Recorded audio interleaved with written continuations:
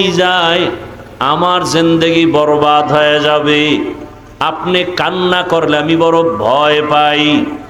আম্মা জানের কথা শুনিয়া রহমতের নবী বলেন, হে আয়েশা, আমি যদি কান্না করি, দুইটা কথা মনে পড়লে আমি চোখের পানি ধরে রাখতে পারি না রে আয়েশা। এক, আমার জীবনটা এমন একটা কষ্টের গেছে তুমি জানো না। আমার জীবন দুনিয়াতে আসছি বড় মুসিবতের সমাজে। দুনিয়ায় এমন অবস্থা আসছি আয়েশা জানো না। তুমি আমার তো জীবনের শেষ পর্যায়ের একজন স্ত্রী, তুমি আমার সুখের সময়ের বিবি, দুঃখের সময় তুমি দেখো নাই। আমার এমন দুঃখের দিন, জমিনে আসছি, মক্কার মানুষ আমার চারদিকে দুশ্মন। আমি দুনিয়াতে আসার আগে আমার আব্বাকে হারাইয়া ফেলছি। জীবনে আসি আমি একবারও আব্বার চেহারাটাও দেখতে পারি নাই। আমার আব্বাকে আমি আব্বা বলে ডাক দিতেও পারি নাই। ও আয়েশা, 6 বছর বয়স, তখন আমার আম্মা জানো দুনিয়া থেকে চলে গেছেন। আমি এখন মা হারা, বাবা হারা, বড় এতিম অসহায়। 8 বছর যখন আমার বয়স, আমার দাদা আব্দুল মুত্তালিব চলে গেছেন। এখন আমার আপন বলতে কেউ নাই। আমার দাদা বিদায় বেলা চাচা আবু তালিবের হাতে দিয়া বলছে, আমার নাতির যেন কোনো কষ্ট না হয়। দুনিয়াতে আসিয়া বাবারে দেখে নাই, মাকেও হারাইয়া আমার নাতি আমার পাশে রাতের বেলা ঘুমাইতো। মাঝে মাঝে ঘুমের মধ্যে মা মা বলে চিল্লায়। আমি আদর করে এত দূর নিয়ে আসছি, আমার হায়াত বুঝি শেষ। ও আবু তালিব, আমার নাতির দেখাশোনা করিয়া রাখবি, কোনদিন আমার নাতি যেন কষ্ট না পায়। আম্মা জান আয়েশাকে নবী বলেন আর কাঁদেন, আয়েশা, ওই সময় আমার আরবে চারদিকে দুশ্মন আর দুশ্মন। ওই সময় একমাত্র আমার আদরের মহাব্বতের কেউ ছিল না, চাচা আবু তালিব ছাড়া। এক পর্যায়ে আমার আল্লাহ আমাকে বিবাহের বয়সে নিয়া একজন আল্লাহর পেয়ারা বান্দি খাদিজাতুল কুবরা রাদিয়াল্লাহু আনহা, তার সাথে আমার বিবাহ হয়ে গেল। এমন একজন নারী বিধবা যার সন্তান আগে হয়ে গেল। 2 জন স্বামী হওয়ার পরে আমি তৃতীয়। ওই খাদিজা আমার ঘরে আসছেন।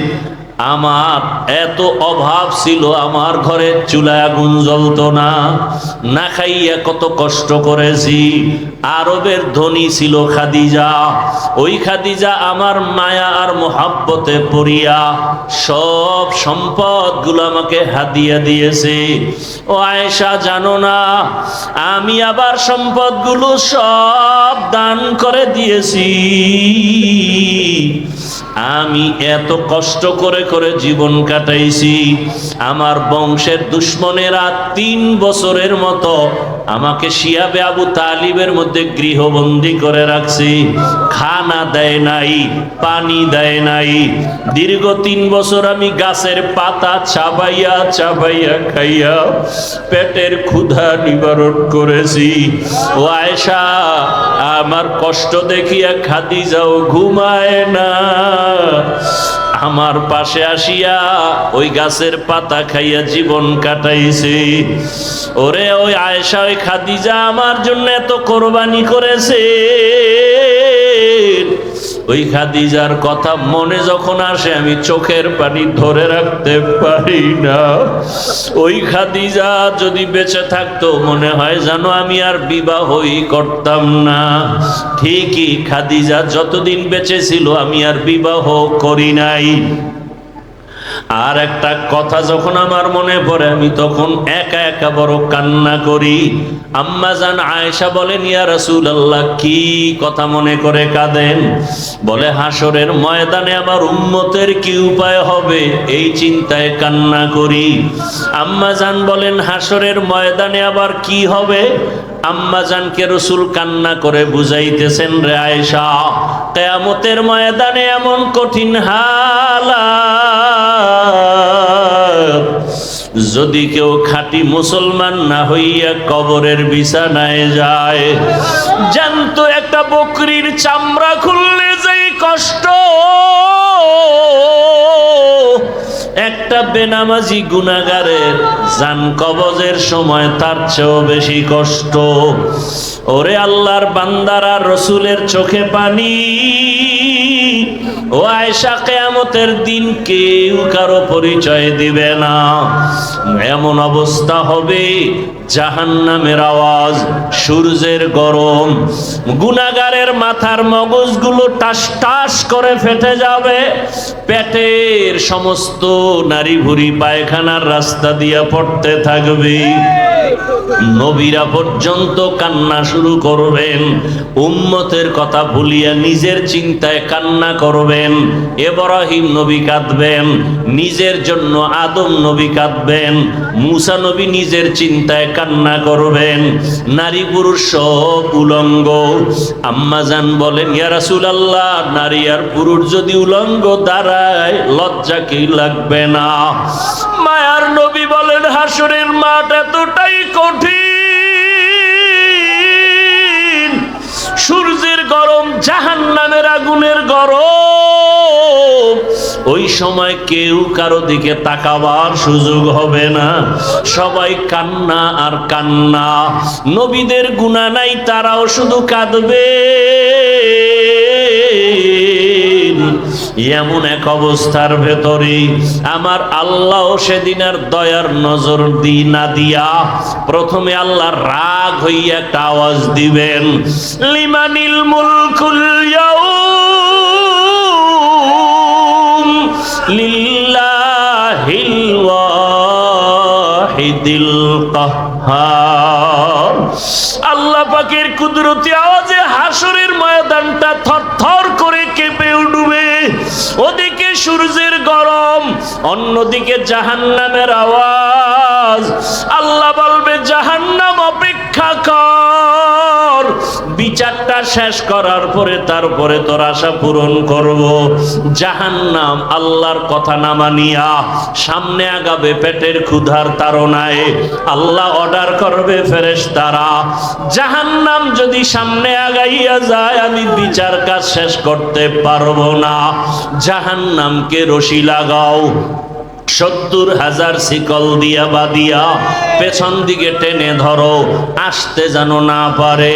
কিন্তু তারপরও আল্লাহর অর্ডারে শিকল লাগাইয়া জাহান্নামকে ধরে রাখতে পারবে না। রহমতের নবী বলেন, জাহান্নামের এমন আওয়াজ, হাসরের ময়দানটা এমন কঠিন হালাত হবে, এমন অবস্থা দেখে আমি আর সহ্য করতে না পাইরা সেজদায় পড়ে যাব। আমি সেজদায় পড়িয়া কান্না শুরু করব। সূর্যের গরম সহ্য করা যায় না, জাহান্নামের আওয়াজ সহ্য করা যায় না। ওদিকে আমার আল্লাহ বড় রাগান্বিত আওয়াজ দিছেন, ও দুনিয়ার টাকাওয়ালা ক্ষমতাওয়ালারা, বাহাদুরি করছো, দেখাও তোমার আজ বাহাদুরি কেমন। এমন অবস্থা আমি সেজদায় পড়িয়া কান্না শুরু করব। ঈসা নবী কাঁদছেন নিজের জন্য, মূসা নবী কাঁদবেন নিজের চিন্তায়। আমি কান্না করিয়া রবের সামনে একবারও আমার কথা বলবো না, আমি কান্না করে বারবার বলবো, আমার উম্মত, আমার গুনাহগার উম্মত। নবী কাঁদবেন আর বলবেন, আল্লাহ জাহান্নামে ফিরাও, জাহান্নাম ফিরাও। দাও, আমার একটা উম্মত যেন জাহান্নামে গ্রাস করতে না পারে। জাহান্নামকে ফিরাও। ফেরেশতারা শিকল দিয়ে ফিরাইতে পারে না। তখন আমার মায়ার নবীর কান্না দেখিয়া আমার মাওলার রাগ ঠান্ডা হয়ে যাবে। মাওলা ডাক দিয়ে বলবে, আমার মায়ার নবী, আপনার কান্না আমি সহ্য করতে পারি না, আপনি মাথা উঠান, আপনি কি চান আমি এখন দিয়া দিব। মায়ার নবী বলবেন, ইয়া রব, আমার উম্মতের জাহান্নামে দেওয়া যাবে না, জাহান্নামকে ফিরাইয়া দেন। আমার রব আমার নবীকে ঠান্ডা করার জন্য, রাজি ও খুশি করার জন্য কুদরতি হাতে একটু পানি দিবেন। আল্লাহ কুদরতি আওয়াজ দিয়ে বলবে, ফেরেশতা আমার এই পানিটা নিয়ে জাহান্নামের গায়ে ছিটাইয়া দাও। ফেরেশতারা পানি নিয়ে যখন ছিটাইয়া দিবে, জাহান্নাম দ্রুত গতিতে পেছনে ভাগতে থাকবে। ফেরেশতারা বলবেন, হে আমাদের রব, যেই জাহান্নামের শিকল দিয়ে ধরে রাখতে পারি না, এমন কি পানি দিলেন যে জাহান্নাম পেছনে দৌড়ায়। এটা কি বড় বরকতি জমজমের পানি, নাকি আবে হায়াতের পানি, নাকি এটা বীরে শেফার পানি, না সমুদ্রের কোনো পানি? ও আল্লাহ, এটা কেমন বরকতের পানি? আমার আল্লাহ তখন বলবেন, এটা সমুদ্রের কোনো পানি না, বীরে শেফার পানি না, জমজমের পানি না, এটা কোনো বৃষ্টির পানিও না।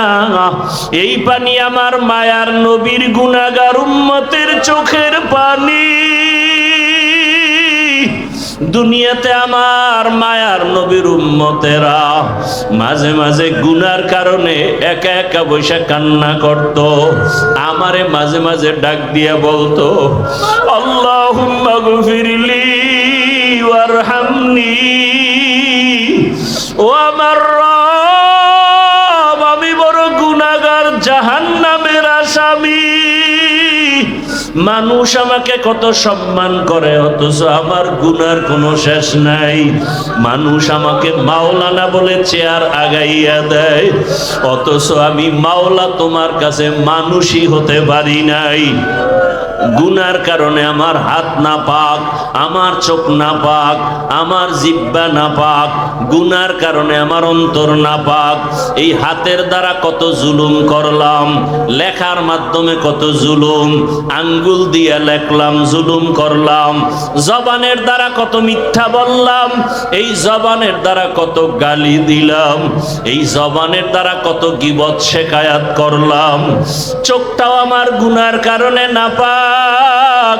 মানুষ জানে আমি বড় বক্তা, কিন্তু মাওলা তুমি জানো আমি সারা রাত মোবাইলে তাকায় তাকায় বেগানার ছবি দেখতেছি। মানুষ জানে আমি মসজিদের ইমাম, কিন্তু আমি সারা রাত মোবাইল চালাই। মানুষ জানে না, তুমি তো জানো আমার চক্ষু দুইটা নাপাক, আমার হাত দুইটা নাপাক, আমার অন্তর পরিকল্পনার গুনার কারণে নাপাক। ও আল্লাহ, তুমি আমাকে মাফ করে দাও। এইভাবে কিছু আল্লাহর বান্দারা আল্লাহর কথা মোহাব্বত নিয়ে জাহান্নামের ভয়ে কান্না করে। কিয়ামতের ময়দানে গুনাহগার উম্মতের পানির ফোঁটা বৃথা যাবে না। ওই পানি দিয়া জাহান্নামের আগুন নিভাইয়া আল্লাহ বলবে, বান্দায় বিনা হিসাবে জান্নাতের বাগানে চলিয়া যাও। আমার মুহাম্মদ আমার প্রিয় হাবিবের হাতে কাউসারের পানি পান করো। ও আল্লাহর বান্দারা, যারা গুনাহ করিয়া তওবার নিয়ত করিয়া কবরে যেতে পারলো তার কপাল ভালো। আর যারা এখনো নামাজ পড়তে পারে না, অন্যে নামাজ পড়ে তাও পছন্দ করে না, নিজেও পর্দা করে না, অন্যে পর্দা করে তাও পছন্দ করে না, নিজেও হালাল খায় না, অন্যে হালাল খায় তাও পছন্দ করে না, নিজেও পাগড়ি পরে না, অন্য পাগড়ি পরে তাও পছন্দ করে না। ওরে আল্লাহর বান্দারা, দুনিয়ার সূর্য থেকে কত কঠিন হবে হাসরের মাঠের গরম। দুনিয়ার আগুনের থেকে জাহান্নামের আগুনের গরম আরো ভয়ঙ্কর। দুনিয়ার গরম সহ্য করা যায় না, আখেরাতে জাহান্নামের আগুন কেমন করে সহ্য করবা? মশার কামড় সহ্য করা যায় না, ওই কবরে সাপের কামড় কেমনে সহ্য করবা? দুনিয়াতে বেতের বাড়ি সহ্য করা যায় না, গুনাহগার হইয়া কবরে গেলে মাটির চাপ কেমন করে সহ্য করবা? মায়ার নবী বলেন, ও আয়েশা, হাসরের ময়দানের কথা যখন মনে পড়ে আমার উম্মতের চিন্তা আমার চোখে পানি আসে, ধরে রাখতে পারি না। ও আর নবীর আশেক উম্মতের দল, যেই উম্মতের জন্য মায়ার নবী কান্না করেছেন, ওই নবীর আদর্শের মালা কেন গলায় লাগাও না? জীবনে তো দাড়ি কম কাটো নাই, নামাজ তো কম সারো নাই রে বাবা। মনে চাইছে বেপরদায় চলবা, দুনিয়ার মনের আশা মিটাইয়া চলছো। মনে চাইছে গান শুনবা, মনের আশা পুরাইয়া গান শুনছো। মনে চাইছে পার্কে পার্কে ঘুরবা, জীবনটা পার্কে পার্কে কাটাইলা। মনে চাইছে গীবত করবা, কারো বাধা মানো নাই, গীবত করে কাটাইছো। মনে চাইছে কাউকে ইজ্জত নষ্ট করবা, করে ফেলেছো। মনে চাইছে চুরি করবা, ডাকাতি করবা, মানুষকে বেইজ্জতি করবা, করেছো। মনে চাইছে শিক্ষকের সাথে বেয়াদবি করবা, করেছো। আমি আল্লাহ কিছু বলি নাই। মনে চাইছে মা বাবার সাথে বেয়াদবি করবা, করেছো। আমি আল্লাহ ধরি নাই। মনে চাইছে আলেমের বিরুদ্ধে কিছু বলবা, বলেছো। আমি আল্লাহ ধরি নাই। বরং আমি আল্লাহ বারবার ডাকি তওবার দরজা দিয়া, লা তাকনাতু মির রাহমাতিল্লাহ। এরে বান্দা, তোরে আদর করে আমি বানাইছি, যত গুনাহ করেছো তওবার দরজায় ফিরিয়ে আয়, আমার কাছে তওবা কর। যদি তওবা না করিয়া কোনো দিকে দৌড় দাও, জাহান্নামের আগুন সহ্য করতে পারবি না রে গোলাম। এখনো সময় আছে, তওবা কর। ও আমার যুবক বাবারা, বৃদ্ধ বাবাজি, পর্দার আড়ালের মা বোনেরা, জীবনে তো বেপর্দায় কম চললেন না, বন্ধু বান্ধবী নিয়ে তো আড্ডা কম দিলেন না, স্বামীর টাকা গুনার কাজে ব্যয় তো কম করলেন না, মোবাইলে কত বাজে সময় নষ্ট করলেন। এখন অনুরোধ করি তওবা করেন, মনে মনে আমার আল্লাহকে ডাকেন, হে আল্লাহ, জীবনে বহু গুনাহ করেছি, তওবা করতে চাই। আর নামাজ ছাড়বো না, আর দাড়ি কাটবো না, বেপরদায় চলবো না, গীবত শিকায়াত করবো না, মিথ্যা বলবো না, গালি দিব না, মা বাবার দোয়া নিয়ে চলবো, শিক্ষকের দোয়া নিয়ে, উলামায়ে কেরামের পরামর্শ নিয়া, নবীজির আদর্শ মেনে চলবো। তওবা করার মতো যদি অন্তর তৈরি হয়, 2 ফোঁটা চোখের পানি ছেড়ে আমার মাওলাকে ডাক দাও। কান্না যদি না আসে, ডানে বামে তাকায়া দেখো কার চোখে পানি। ওরে কান্নাওয়ালার দোয়া মাওলা খালি ফিরাবেন না, যাদের চোখে পানি আছে তাদের কাছে হাতটা বাড়াইয়া দোয়া চাও। ও বাবারা, যারা এখানে এতিম, জীবনে